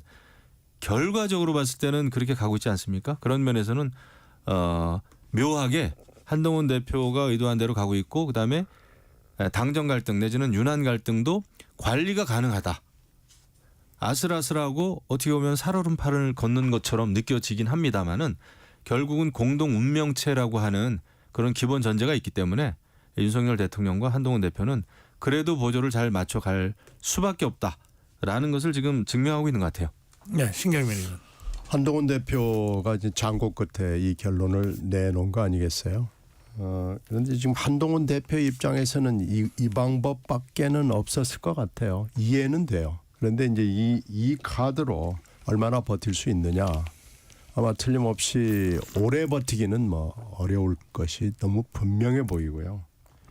이제 이걸 가지고 야당과 협상을 해서 뭐 되지 않았느냐, 이 정도면 충분하지 않느냐라고 하기에는 7일 날 윤 대통령의 담화와 기자회견이 너무나 내용이 부실해요. 그리고 국민들에게 일반적인 상식을 가진 중도층에 있는 분들, 민주당 지지층은 아예 뭐 쳐다보고 싶지도 않은 그런 회견이었고 중도층에 있는 분들도 이건 좀 아닌데라는 식으로 고개가 돌아갔을 겁니다. 그렇게 따지면은 한동훈 대표가 지금은 저렇게 나올 수밖에 없다는 걸 이해는 하지만 오래 갈 수는 없다. 그리고 오래 가지도 못한다. 이렇게 판단이 되고요. 특감으로 특검을 막는다는 것은 불가능합니다. 결국은 완전히 임시 모면용 뭐 그런 정도 아니고 한동훈 대표도 이걸 너무나 잘 알 거예요. 그러나 한 대표의 현재 국힘당 안에서의 입지나 또 윤한 관계의 실상으로 들어가 보면은 이렇게 할 수밖에 없다는 게 일단 이해는 됩니다. 그러나 오래 갈 수는 없다. 뭐 말씀하신 대로 지금 한동훈 대표 쪽에서는 특검 공세를 막으려면은 최소한의 명분이 있어야 되는데 그것이 특별감찰관 특감이다. 이제 이런 주장입니다. 그래서 특감 관련된 의총을 14일 날 하겠다는 것이고요. 그리고 뭐 원내대표나 정책위의장이나 다 이거는 표결로 가지 않는다. 뭐 되게 이런 분위기를 지금 잡고 있어서 이제 특감 쪽으로 바람이 잡힐 것 같아요. 분위기가. 네. 그러면 제 질문인데요. 구체적으로. 지금 그 14일 날 그 김건희 특검법이 다시 강행되지 않습니까? 그리고 나서 대통령 제2요구 거부권 행사가 될 경우에 이제 재표결이 이번 달 안에 있을 건데 28일 본회의가 예정돼 있죠. 그런데 이때 더불어민주당 쪽에서는 내 표보다 이탈표가 더 나올 거라고 계속 이게 뭐 희망인지 뭐 하여튼 그렇게 지금 주장들을 하고 있는데 좀 한동훈 대표가 이제 완전히 표단속에 들어갈 상황 아닙니까? 특감을 해놓고 나서 또는 특감 절차를 밟아가면서 이렇게 되면은 내 표 이상 나올 가능성 별로 없다 또는 더 줄 수도 있다. 이런 전망이 좀 엇갈리고 있거든요. 그 점 관련해서 두 분 토론을 좀 계속 이어가 주셨으면 좋겠어요. 한동훈 대표는 사석에서는 내가 당대표로 있는 한은 그 헌정 중단이나 대통령 탄핵이든 이런 거 절대 없다. 이런 얘기를 합니다. 그것 때문에 지금 이제 쇄신을 먼저 해야 된다라고 이제 주장을 하는 거고 그다음에 지금 민주당이 윤석열 정권 퇴진을 주장하는 시민단체하고 같이 장애 집회를 하는 이런 상황에서 당이 이것은 막아내야 된다라는 그 굳은 그 결심이 있어요. 그것 때문에 지금 이런 얘기를 하는 거고 그다음에 특감 임명은 이거는 이제 어떤 쇄신의 최소한의 출발점이다 생각을 하는 거죠. 그래서 이게 아마 표결로 가진 않겠지만은 의총에서 아마 원활하게 합의가 될 거로 저는 기대를 하고 있고 그럴 가능성이 저는 매우 크다고 봅니다. 그리고 김건희 여사 특검법 이거 뭐 재표결 하면은 뭐 8표 돼가지고 통과되지 않겠냐. 저는 그렇게 보지 않습니다. 지금 기류 자체는 김건희 여사 특검법을 통해서 윤석열 대통령을 탄핵한다고 하는 너무나 뻔한 그 야권의 전략 여기에 말려들 수는 없다라는 게 기본 방침인 것 같아요. 그것 때문에 뭐 특감이 모든 걸 막아낼 수는 없지만 그래도 특감이나 이런 쇄신책을 통해서 어떤 국면을 전환하려고 하는 거죠. 그러면서 당이 해야 될 쇄신 이런 걸 또 당 스스로 이제 해 나가는 것이고요. 그게 국민의힘의 기본적인 방침이 아닌가 이런 생각이 듭니다. 그러면 지금까지 더불어민주당에서 뭐 여러 가지 이제 전략을 구사했는데 윤석열 대통령을 압박하면서 또 한동훈 대표는 한편으로는 압박하면서 한편으로는 또 응원가도 보내고 말하자면 이 여권 분열을 유도하는 여러 가지 이 복합적인 전략을 구사했는데 결국은 다 실패했다는 뜻입니까? 제가 볼 땐 그렇습니다. 네, 신경임 의원. 글쎄 그건 꼭 그렇다고 볼 수는 없고요. 특감은 뭐 14일 날 의총에서 결정이 되겠죠. 그러나 특감은 여야가 추천을 해야 되거든요. 지난번에 이석수 특감 할 때 보면은 3명이 추천이 됐거든요. 그런데 이제 이번에는 아마 특감을 여당이 끌고 나간다고 하더라도 야당이 여기에 발을 담그려고 할 것 같지가 않아요. 그러니까 특감 전국이 진행이 될 것 같지가 않고 결국은 특감 전국으로 야당은 갈 수밖에 없고요. 그러면 특감과 특검이 맞서는 전국이 되겠네요. 그렇죠. 그러니까 특검을 지금 현재 13개 혐의가 김건희 여사한테 있는 특검 법안이 들어가 있는데 이것을 일단은 좀 수정을 하겠다는 것이 민주당의 보관이니까요. 혐의도 바뀔 거고 특별검사를 어떻게 임명하느냐는 방법론에서도 한동훈 안, 제3자 특검안 뭐 이런 것이 대폭 수용이 되는 새로운 특검법이 비슷하게 나갈 거예요. 그래서 결국은 특검으로 가려고 할 텐데 이제 문제는 녹취가 어디서 뭐가 튀어나올지 전혀 지금 알 수 없습니다. 매일 하루가 멀다 않고 녹취가 지금 튀어나오고 있고요. 결정적인 녹취가 있을 수도 있고요. 그건 이제 앞으로는 김건희 여사의 육성이 담긴 녹취가 나오느냐 안 나오느냐가 굉장히 중요한 게 될 거고요. 또 기사가 어디서 뭐가 터져나올지 지금 전혀 모릅니다. 뉴스토마토도 비장의 기사가 있다고 예고를 공식으로 하고 있는 상황이고요. 또 하나는 창원지검의 수사입니다. 창원지검의 수사가 결국은 명태균 봐주기로 흘러가고 강혜경한테 모든 혐의를 지금 뒤집어 씌우는 형국으로 흘러가고 있잖아요. 이렇게 돼서 창원지검이 이상한 수사 결론을 낼 경우에 국민적 분노는 대단할 겁니다. 지금 명태균 씨는 발언의 신뢰는 물론 있지만은 그 전부 다 신뢰를 받지 않는 게 아니고 이렇게 선별적으로 어디는 맞는 것 같고 어디는 좀 황당무계한 얘기 같고 그래서 진부가 섞여 있거든요. 그러니까 이것을 여론이 굉장히 예의주시하고 있습니다. 그래서 이런 여러 가지 요인 때문에 특검을 하지 않을 수 없는 한동훈 대표로서도 더 이상 막을 수가 없는 특감 가지고 막아볼까 하는 것은 완전히 임시방편이고요.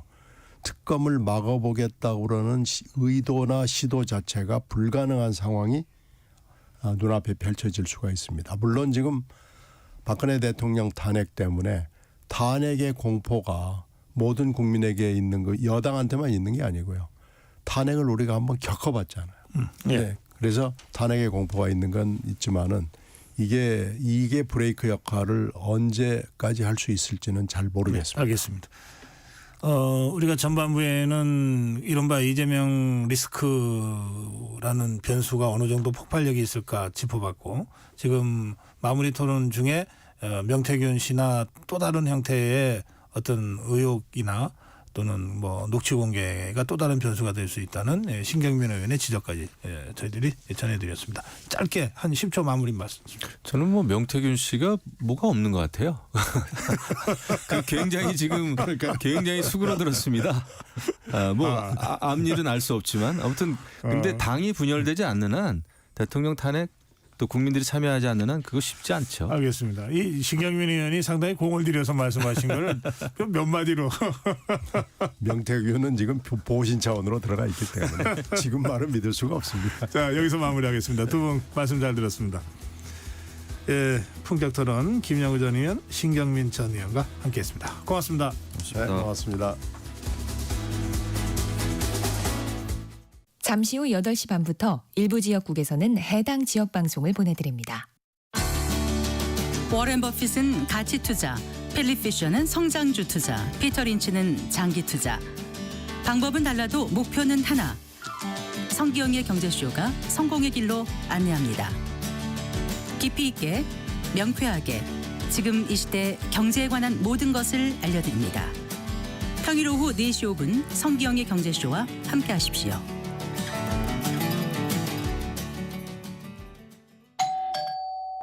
편지 왔습니다.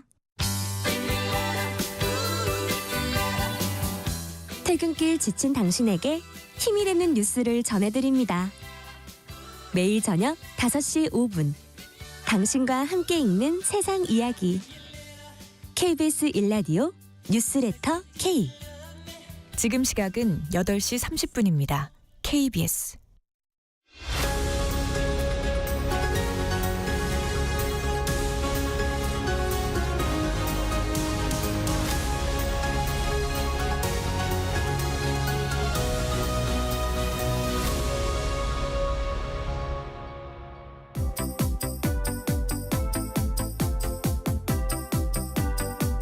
네, 11월 한 달 정치가 정말 급박하게 흘러갈 것 같은데 주 단위로 잘라서 이번 주 정치 상황을 먼저 좀 예상을 해보겠습니다. 위클리 정치입니다. 오정수 변호사 나오셨습니다. 어서 오십시오. 예, 반갑습니다. 네, 온 변호사님. 지난 주말 그 야권 장애 집회 있잖아요. 예, 예. 네, 그 11월 2일에 이어서 11월 9일 그리고 예. 16일 이번 주 주말 토요일도 좀 하겠다고 예고가 돼 있는 상태인 것 같습니다. 예. 어떻게 보셨어요? 생각보다는 좀 폭발력이 많이 부족했다. 그리고 이제 그 전 집회보다는 사람 수가 줄었다는 게 많은 분들이 평가이시더라고요. 검찰 네. 추산도 그렇고. 그런데 그러면 그 다음 집회는 어떻게 되는 거냐? 그 다음 집회는 지금보다 더 줄어드는 거 아니냐? 이게 기세가 중요하거든요. 네. 집회라는 게 점점 그 스노우볼 눈덩이 효과처럼 커져 나가야 되는데 네. 오히려 줄어드는 집회가 돼서는 민주당이 생각하는 어떤 그 소기의 목적을 달성하기는 좀 어려워 보였다는 게 제 평가입니다. 예. 추세가 중요하다 그러던데. 추세가 중요합니다. 그래서 지금 오히려 그 같은 시각에 이제 보수 집회도 열리지 않습니까? 네. 그런데 그랬죠. 보수 집회가 굉장히 좀 크게 열렸어요. 그래서 그런 당장 저 지난 11월 9일 날 토요일 집회 때 말씀하시는 거죠? 맞습니다. 예, 그 보수 집회가 이렇게 맞불 집회 형식으로 진행되고 아마 다음에 민주당이 장애 집회를 하더라도 보수 집회가 또 맞불 집회 형식으로 할 것 같아요. 그런데 이게 서로가 이게 상쇄되는 효과가 있거든요. 네. 예, 현장에서도 그렇고 이거를 뭐 한쪽 집회만 있으면 몰라도 반대 집회, 상쇄 집회가 이미 진행되고 있는 상황에서는 네. 장애 집회 형식으로 어떤 정치적인 이슈를 발화시킨다는 게 굉장히 어려워 보입니다. 다수 언론은 사실 지금 말씀하신 보수 진영의 맞불 집회 관련 보도는 거의 안 해가지고 예. 그 지난 주말에는 민주당 관련 민주당 주최 집회만 있었나 뭐 그렇게 아시는 분들도 계실지 모르겠는데 실제로 그 광화문과 서울시청 앞 광장의 상황은 그러지는 않았다는 말씀이죠? 예, 그렇습니다. 네, 알겠습니다. 자, 이게 이제 국민의힘에서는 이재명 대표 사법 리스크 방탄을 위한 집회다라고 그 집회 자체를 아주 비판적으로 보고 있는데 역시 이재명 대표 선거법 위반 15일 1심 재판이죠. 그리고 그 하루 앞둬서 김혜경 씨 이재명 대표의 아내 김혜경 씨 재판도 14일 날 1심이죠. 그것도 그렇습니다. 선거법이죠. 예, 그렇습니다. 예, 그래서 지금 두 재판이 14일, 15일에 있어요. 14일, 15일에 있는데 아무래도 그 이재명 대표의 15일 재판, 금요일 재판이 가장 큰 이번 주의 최대 사건이 될 것 같습니다. 그 판결 결과에 따라서 이제 그 대권 운명이 이재명 대표의 대권 운명이 좌우되는 부분이고 물론 이게 1심입니다. 1심인데 여기서 뭐 무죄가 나오거나 100만 원 이하의 형을 받는 경우에는 이재명 대표는 나름 그런 대권 가도에서 정기를 마련할 수 있고 그게 아니라 1심이지만 100만 원 이상의 유죄가 나오게 된다 그러면 본인 또 2심, 3심과 관련한 굉장한 부담에 직면할 수밖에 없는데요. 과거에 이제 얼마 전에 조희대 대법원장도 재판을 빨리 진행을 해라. 그리고 6개월, 3개월에 그 선거법에 1심 6개월, 2심 3심 3개월 3개월 이 기간을 반드시 지켜라라는 그런 이야기를 하셨고 선거법에 관해서는 특히 강조를 예. 게다가 그 전에 이화영 재판도 항소심이 굉장히 빨리 끝나고 있어요. 이미 결심해 버렸어요. 그렇기 때문에 시간을 끄는 방식으로 2, 3심을 진행하는 거는 조금 어려워진 상황에서 1심에서 100만 원 이상의 유죄가 나온다는 건 굉장히 큰 타격이 될 수밖에 없습니다. 그리고 선거법 같은 경우에는 만약에 유죄가 확정이 되면 민주당이 그 대선 보존 비용 434억의 반환 문제까지 생깁니다. 그렇기 때문에 이거는 뭐 단순히 이재명 대표 한 명이 피선거권 박탈되는 문제가 아니고 그 대선 보존 비용의 반환 문제, 민주당 전체로 이게 리스크가 번지는 부분이 될 것 같습니다. 민주당에서는 또 이재명 대표 측에서는 뭐 1심 설사, 그러니까 무죄를 확신하지만 설사 1심에서 유죄가 나와도 그건 1심일 뿐이다. 이제 이런 주장을 하고 있는데, 참고로 이제 우리나라의 이 사법 판결에서 1심에서 유죄가 나왔는데 2심에서 무죄가 되거나 이런 확률이 있잖아요. 확률적으로 어느 정도입니까? 일단 기소가 되면 뭐 95% 이상 유죄가 됩니다. 일단 검찰이 기소를 하면 95% 이상은 유죄가 나온다. 무죄가 나올 확률은 3% 전후입니다. 많이 올랐다 그랬는데도 3% 전후가 되기 때문에 특히나 1심에서 유죄가 선고되고 2심, 3심에서 이제 그 무죄를 받는 경우는 훨씬 낮죠. 3% 이하라고 보시면 되죠. 하지만 또 재판이라는 건 또 마지막까지 알 수 없습니다. 서로 간에 이제 그 당시 1심에서 미처 나오지 못했던 증거관계나 법리관계나 이런 것들이 또 적용될 수 있기 때문에 그리고 3심을 두는 것 자체가 이제 그 별도의 판단을 할 수 있는 부분이라서 마지막까지 그거는 지켜봐야 되는 문제가 될 것 같습니다. 네. 이건 이제 일반 형사 재판의 경우에 일반 형사 재판 같은 경우입니다. 이게 이제 정치적인 사건의 경우에는 유죄율이 그 무죄율이 조금 더 높게 나오는 것 같긴 하더라고요. 예. 아무래도 조금 그 시각적인 어떤 관점으로 바라보느냐가 좌우되는 요소도 분명히 있어요. 하지만 이게 그 재판이라는 거는 어쨌든 마지막까지 무죄 추정의 원칙에 따라 가지고 진행이 되는 거니까요. 예, 그래요. 자, 그 이번 주에 그 특별감찰관 그리고 특검법 이게 이제 용어가 비슷해서 그런데 이제 야권에서 세 번째 강행하는 김건희 여사 특검법이 14일 날 본회의에서 표결 예정돼 있고 같은 날 국민의힘은 특별감찰관 임명과 관련된 의청을 열다 이렇게 돼 있죠. 이 특별감찰관과 김건희 여사 특검법에 대해서 서로 이제 약간 좀 연관이 돼 있는 사건이라 보니까 이 부분을 어떻게 전국으로 풀어나갈지가 굉장히 좀 주목이 되고 있습니다. 김건희 특검법이야 뭐 그 본인들이 180석을 가지고 있으니 민주당이 지금은 뭐 거부권 행사하고 재표결을 하는 게 아니라 일단은 기본 표결을 하는 거니까요. 본회의에서 그거는 통과가 될 것 같아요. 그런데 여기에서도 약간의 이슈가 있는 게 이제 그 본회의에 표결이 될 실제 특검법의 내용이 뭐냐. 그게 뭐 수사 범위를 축소하거나 제3자 추천을 하겠다라고 검토하겠다라고 하는데 그 내용에 따라서 이게 다음에 그런 거부권 이후의 재의결에 영향을 미치는 이슈가 될 수 있을 것 같고요. 그리고 특별감찰관 근데 시간 별로 안 남았잖아요. 28일에 재의결이 될 가능성이 그 14일 날의 본회의 표결은 뭐 수정이 불가능한 거네요. 이미. 법안이 올라가 있으니까. 그게 표결 직전에도 그 법률안을 수정할 수 있다는 게 그 일반적인 관례로 인정이 되고 있습니다. 그러다 보니까 최종적으로 본회의에 표결되는 그 법이 뭔지는 14일까지 봐야 되는 부분이 있습니다. 근데 현재로서는 여야가 그걸 무슨 협상해서 그 14일 그 강행할 김건희 특검법의 내용을 조금 수정하거나 할 가능성은 별로 없죠. 전혀 없죠. 현재로서는 전혀 없어요.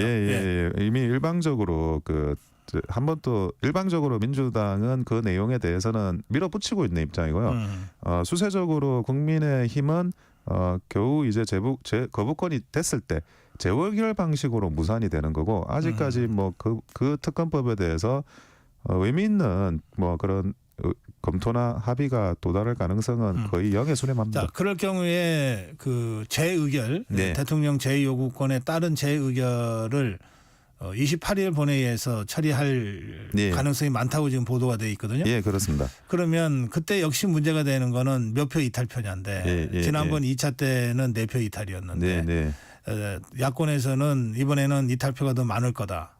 통과될 수도 있다. 이런 주장을 하고 있습니다. 어떻게 보세요? 저는 이게 이미 그 내용에 대한 부분을 조금 떠나 있는 법률안이라는 생각을 해요. 이게 단일 대우를 국민의힘은 구성하느냐 깨느냐 이미 이런 논의로 지금 변화가 된 특검법이거든요. 이 법률안이.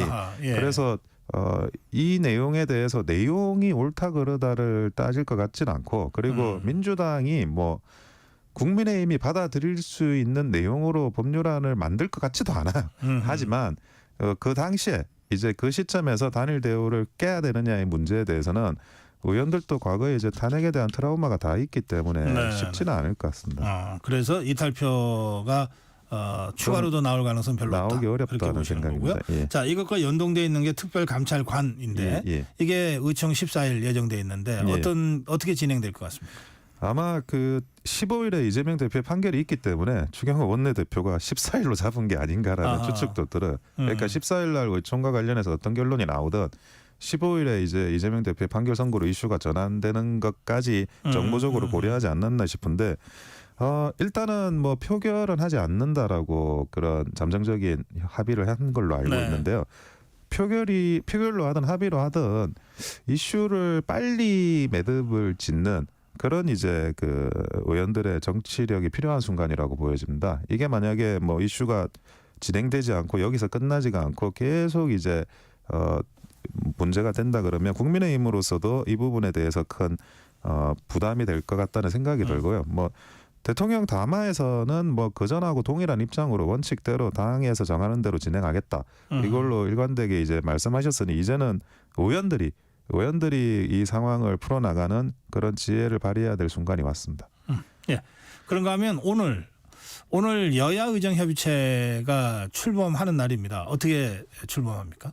오늘 오전 아마 8시에 첫 회의를 시작한다고 했기 때문에 지금 하고 있을 가능성이 굉장히 높습니다. 그런데 지금 이제 박단 대한전공의협의회 비대위원장은 불참을 했고 그리고 의협도 사실 의협회장 이면택 회장이 탄핵되면서 지도부가 공석인 상황입니다. 어제 탄핵에 대해서 아직 후기 지도부가 차기 지도부가 아직 구성되기 전이에요. 네. 그러다 보니까 사실은 그 의료계 쪽에서의 참여가 중요한 참여가 누락돼 있는 건 사실입니다. 하지만 이진우 대한의학회 회장도 참여를 하시고 이종태 한국의과대학 의학전문대학원 협회 이사장도 참여를 하시거든요.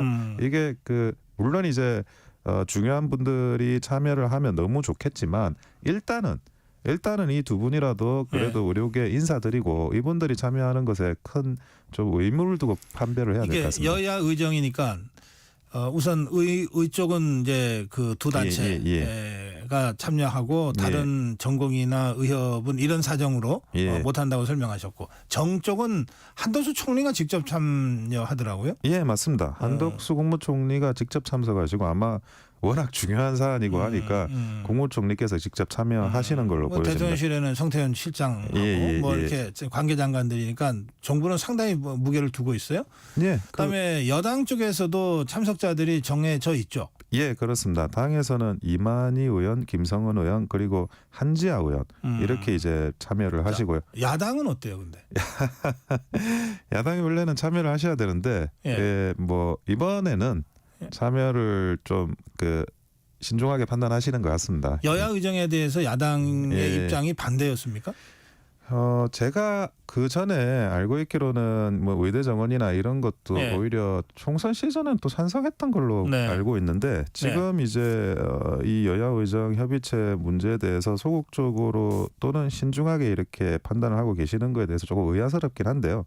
이미 첫 회의에서 그렇다 하더라도 이게 국가 대사를 결정하는 일이고 여야 의정 협의체라는 게 말 그대로 야당도 어떤 정책에 참여해가지고 만약에 어떤 디테일하게 반대할 거 있으면 반대하시고 또 찬성할 거 있으면 찬성하시면서 만들어가는 게 가장 좀 좋은 방안이 아닐까 싶습니다. 네, 지금 범정부적으로 트럼프 2기 정부 출범에 대한 대응책 마련에 나섰는데 예. 민관 합동으로요. 예, 그렇습니다. 일요일은 어제 대통령이 긴급 비상회의도 주재했지 않습니까? 예, 예. 앞으로 이 관련 상황들은 계속 전개가 되겠네요. 예, 그렇습니다. 지금 대통령께서 어제 경제안보 점검 회의를 하시고 거기서 이제 말씀하신 게 금융통상산업회의체를 트럼프 대통령이 취임하기 전에 가동을 하는 걸로 조기에 가동하는 걸로 지금 말씀을 하셨습니다. 그리고 들리는 이야기에 따르면 이제 골프채도 다시 잡으시고 골프 연습도 하고 계시다. 왜 트럼프랑 골프 친다고? 예, 그 트럼프 당선인이 소문난 골프광입니다. 아, 그건 그렇죠. 예, 예. 워싱턴 포스트지에 의하면 4년간 지난 1기 재임 기간에도 261차례 골프를 쳤고 정상 외교 중에 각국 이제 정상들과 외교한 과정에서 골프 외교가 가장 효과가 있었다는 아베 게 총리하고 골프 친 장면은 기억이 납니다. 예, 그때 이제 2017년 2월에 무려 하루 동안 27호를 돌았습니다. 그리고 아베 총리가 그 일본과 관련한 그런 많은 부분을 외교를 성과를 거둔 걸로 알고 있습니다. 예, 이 정상외교 시대라 그 정상들 간의 개인적인 친교가 그냥 단순히 친하게 지내는 차원을 넘어서 국익과 직결되니까 아마 윤석열 대통령 평소에 골프는 옛날에 쳤다가 이제 안 치는 걸로 알고 있는데 다시 골프채를 잡았다고 하는 거죠. 예, 오늘 여기까지 듣겠습니다. 고맙습니다. 예, 감사합니다. 네, 원영수 변호사와 함께 위클리 정치 정리해드렸습니다. 예, 정격 시사 듣고 계신 지금 시각 8시 45분입니다. 이 시각 교통정보입니다. 출근길 안개 구간에 사고가 꾸준합니다. 조금 답답하시더라도 방어운전 전방 주시를 부탁드리는데요. 대구 포항고속도로 포항 쪽 화산 분기점 2차로에서 사고가 나 뒤로 서행하는데 이 일대 시야 확보가 매우 어려울 만큼 안개가 짙습니다. 2차 사고 나지 않도록 조심히 지나셔야겠습니다. 남북권에선 남해선 부산 쪽 대저 분기점 부근 3차로와 갓길의 추돌 사고로 뒤로 차들이 거의 서 있는 상황이고요. 서울 쪽 경인고속도로는 서인천에서 부평, 북천에서 신월 쪽으로 내내 더딘데 이 부천 1차로도 사고로 차단된 상태입니다. 한편 서시내 내부순환도로 성산 방향으로는 오늘 아침 출근길에만 벌써 같은 곳에서 두 번째 사고입니다. 홍제 램프 부근의 갓길로 사고 차량들 옮겨졌지만 종암분기점부터 거의 전 구간 지체 서행하고요. 이전으로 북부간선도로 양방향도 거의 전 구간 제속도를 못 내고 있습니다. KBS 교통정보센터에서 공인해였습니다.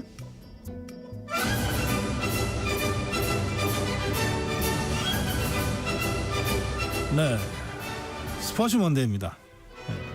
스포츠 소식으로 월요일 활기차게 한 주를 열어주시는 분이죠. KBS 김완수 기자입니다. 어서 오세요. 네, 안녕하세요. 네, 조금 전에 윤석열 대통령이 트럼프 대통령과의 그 만남 준비를 위해서 오랜만에 뭐 한 10년여 만에 골프채를 잡았다는 소식이 정치권에서 들려왔어요. 그래서 오늘 골프 얘기부터 좀 잠깐 전해주실래요? 김아림 선수가 와이어 투 와이어 우승을 차지했다 그러는데 이게 어떤 우승? 이거 대단한 기록이라고 하더라고요. 사실 대단한 기록이죠. 그 1라운드부터 마지막 라운드까지 1위를 계속해서 그러니까 한 번도 2위를 내주지 않고 우승을 하는 건데 이 선수 이력이 되게 독특해요. 2020년이죠. 그 미국 LPGA 주요 메이저 대회인 US 오픈에서 우승을 하고 LPGA에 진출한 선수입니다. US 오픈에서 우승자. 네, 우승을 하고 진출했는데 그동안 우승 소식이 없었어요. 그런데 이제 롯데 챔피언십에서 거의 4년 만이죠. 3년 11개월 만에 우승을 했어요. 근데 와이어 투 와이어로 우승을 하면서 그게 4라운드잖아요. 네. 그러니까 4일간의 게임에서 한 번도 1위를 놓치지 않고 컨디션 난조 없이 이건 뭐 대단하네요. 놓칠 뻔한 기회가 있었는데 3라운드에서 홀인원을 기록했어요. 그리고 이제 어제 마지막 4라운드에서 마지막 위기가 있었는데 그 12번 홀에서 벙커에 빠졌거든요. 그래서 이제 벙커에서 탈출을 해야 되는데 보통 뭐 LPGA 선수들 되면 가볍게 나오는데 총 3개 맞았어요. 2개 맞아서 지나갈 뻔한 위치에 있었는데 핀에 맞고 자리에 섭니다. 하하, 운이 따라줬네. 네, 그래서 결국은 뭐 항상 우리가 흔히 얘기하는 걸로 되게 실력 되게 중요하지만 결국 마지막 순간에 요만큼의 운이거든요. 근데 김아림 선수에게 운이 따랐고 사실 우리 선수가 올해 LPGA 대회가 보통 한 32개 되는데 올해 소식이 별로 없었어요. 지금 기억하시면 이제 뭐 대표적인 게 양희영 선수, 그다음에 이제 유혜란 선수 정도였는데 통산 3번째 우승을 차지해서 나쁘지 않은 성적으로 마무리할 수 있게 됐습니다. 이 끝나고 나면 보통 그 우승 세레머니를 같이 해주잖아요, 네. 동료들이. 근데 네. 그 마지막에 1위, 2위가 게임할 때는 이게 치열한 경쟁이니까 그 2위가 1위 선수 축하하기는 쉽지 않더라고요. 그렇죠. 근데 이거 우리 선수라서 그런지. 그리고 하필이면 장소가 하와이라서 이제 훌라춤으로 마무리를 했어요. 그러다 보니까 전체적으로 유쾌한 게임이 돼서 사실 골프 소식을 가져와 봤는데 그런 상황입니다. 글쎄요, 아주 저 소녀 감성이 막 튀어나오는 네. 그 아주 장면이 재밌었습니다. 예, 유쾌했어요. 말씀하신 대로. 자, 축구 얘기로 가겠습니다. 저 손흥민 선수에 대해서 지금 다들 우리가 걱정 겸해서 지금 들여다보고 있잖아요. 네. 근데 그 토트넘의 포스테코글루 감독 네. 이게 선수 보호 얘기도 하다가 네. 어제는 또 저 풀타임 뛰게 만들고 네. 좀 헷갈리는데 이거 좀 정리 좀 해주세요.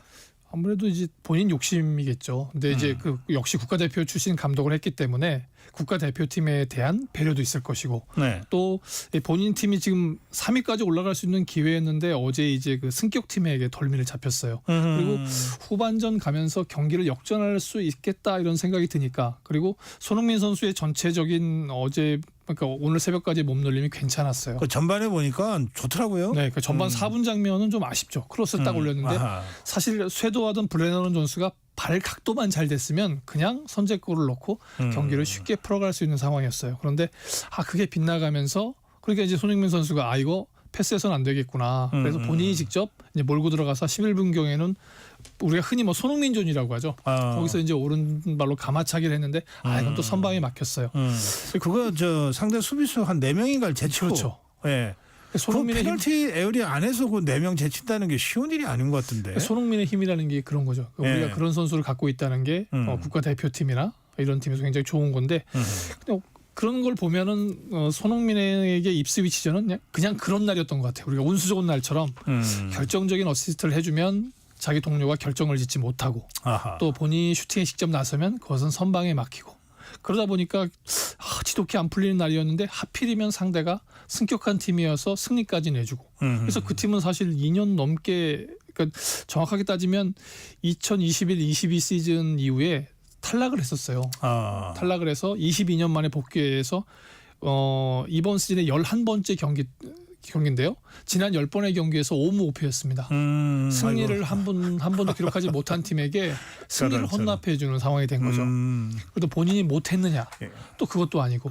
토트넘 입장에서는 쉽게 승점 올리는 게임이라고 생각하고. 그렇죠. 그래서 이제 아마 포스테코글루 감독은 그 인터뷰를 따르고 싶었을 거예요. 뭐 전후반 한 45분이나 한 60분 이내로 손흥민 선수를 뛰게 해주고 대표팀도 그렇게 해주면 우리가 선수 관리 잘하면서 대표팀에서도 잘 쓰고 소속팀에서도 잘 쓰자. 근데 본인이 급하니까 너무 아쉬웠구나. 이거 이길 수 있는데. 그렇죠. 그래서 그냥 풀타임을 뛰게 했네요. 그래서 전체적으로 보면 괜찮았어요. 그래서 골 기회가 좀 잡았으면 물론 이제 뭐 골이 들어간 게 이제 핸들링 맞고 나온 것도 있었는데 전체적으로 괜찮아서 한편으로는 뭐 토트넘 입장에선 다 가져와야 할 승리를 못 가져왔지만 축구 대표팀 입장에서는 나쁘지 않은 것 같아요. 그래요. 네. 이강인 선수 최고의 날이었습니까? 네.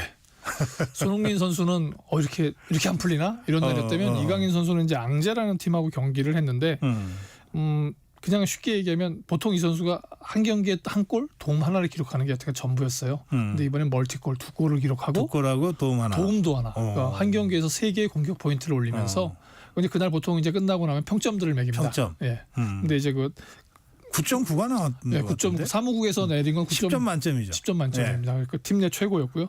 또 이제 뭐 후스코어닷컴이라든가 풋몹이라고 하는 또 이제 그렇게 점수를 매겨주는 데가 있어요. 거기서도 이제 9.4. 팀 내 가장 높은 점수. 이런 거 보면 이강인 선수가 굉장히 참 경기를 잘 풀어갔다는 얘기 되거든요. 그렇게 되면 당연히 이게 뭐 이강인의 시대가 왔다 이렇게 얘기해도 되는 게 지난 경기들 보시면 축구대표팀의 지난 경기들 보시면 손흥민 선수가 있으면 손흥민 선수를 막기 위해서 집중적으로 따라다녔고 근데 그 손흥민 선수가 없었을 때 이강인 선수를 막 3겹 4겹으로 에워싸는 모습 보였잖아요.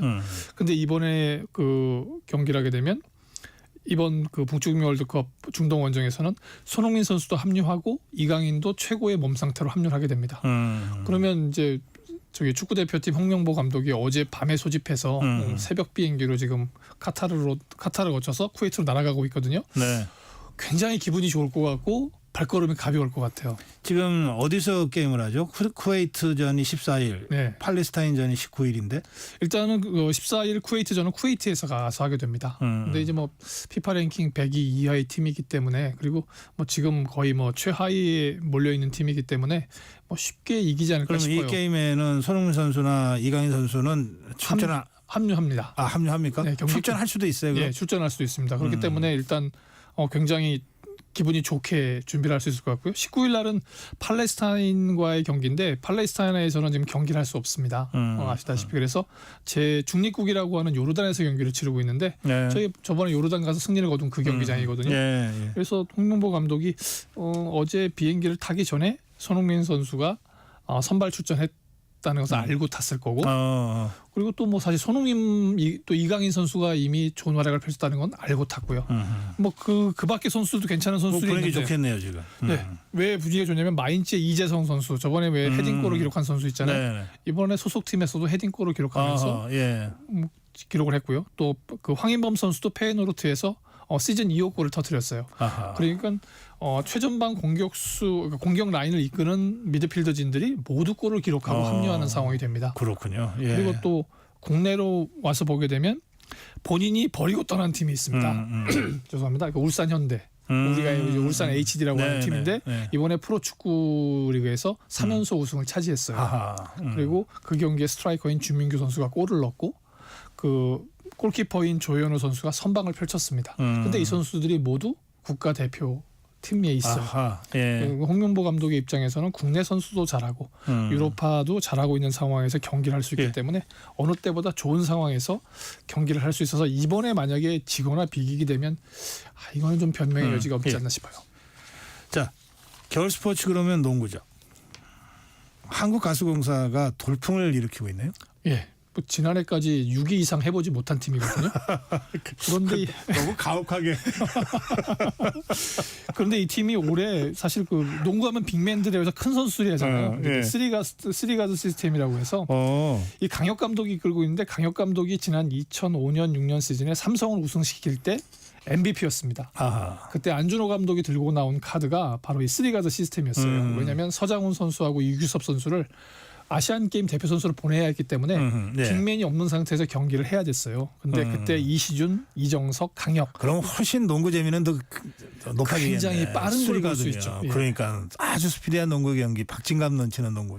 근데 이제 지치면 이제 그게 문제라서. 근데 농구 팬들은 아마 지금 새롭고 재미있고 빠른 여러 가지 농구를 볼 수 있는 것 같습니다. 의미에서 돌풍을 일으키고 있다. 오늘 여기까지 전해드리겠습니다. 고맙습니다. KBS 김완수 기자였습니다. 네, 11월 11일 월요일 전격 시사 오늘 여기서 여러분께 인사드리겠습니다. 내일 아침 뵙겠습니다. 고성국이었습니다.